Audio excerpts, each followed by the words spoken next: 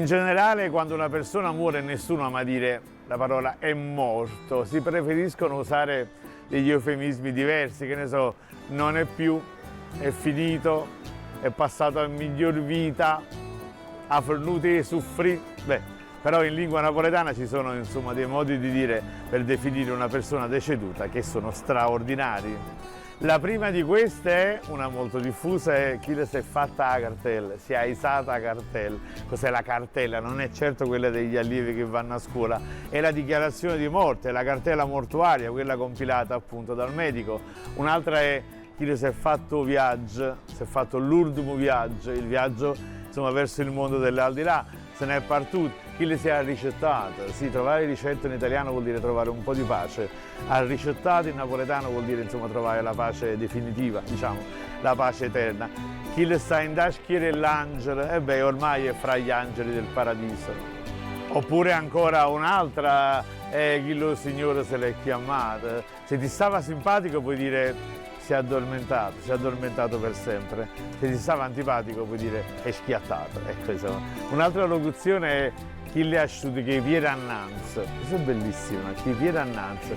Per tradizione la bara esce dalla camera da letto appunto con i piedi rivolti verso la porta ed è per questo motivo che molti napoletani quando progettano la camera da letto non mettono quasi mai il letto nella direzione della porta perché porta male. Ma questa non è una cosa insomma dei napolegni.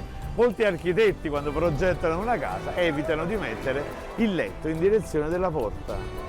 Beh, un'altra locuzione è a mi si spallo frisco, ormai è nella Terra Santa, oppure se mi so cappotte lignam, insomma è entrato nel tavuto, nella bara.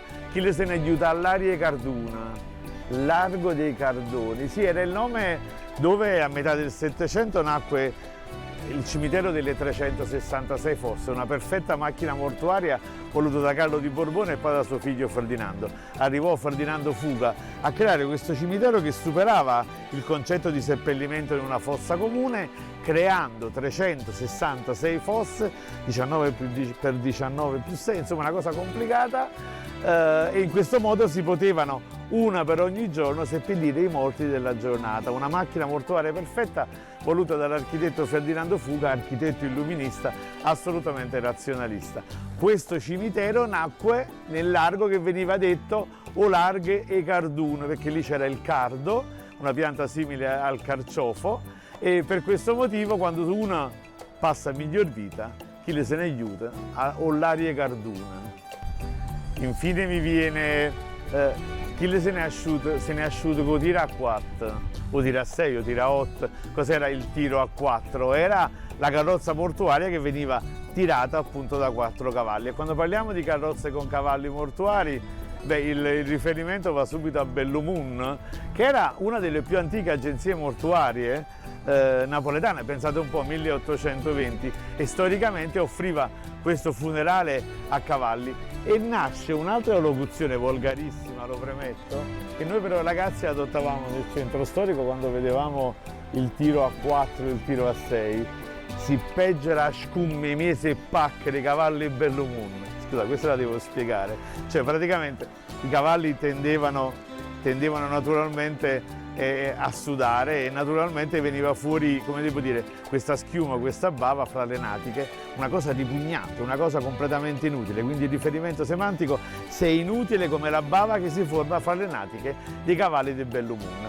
Ovviamente i cavalli sudavano soprattutto sulle salite e guarda caso per andare a Poggioreale c'era la salita dell'Otocanella, per questo motivo si aggiungeva molto spesso al detto "Goppa s'aiuta Ruvanelle", in maniera che il detto completo era "Si peggera a scumme, i mesi e pacche dei cavalli Bellomun, Goppa s'aiuta Ruvanelle".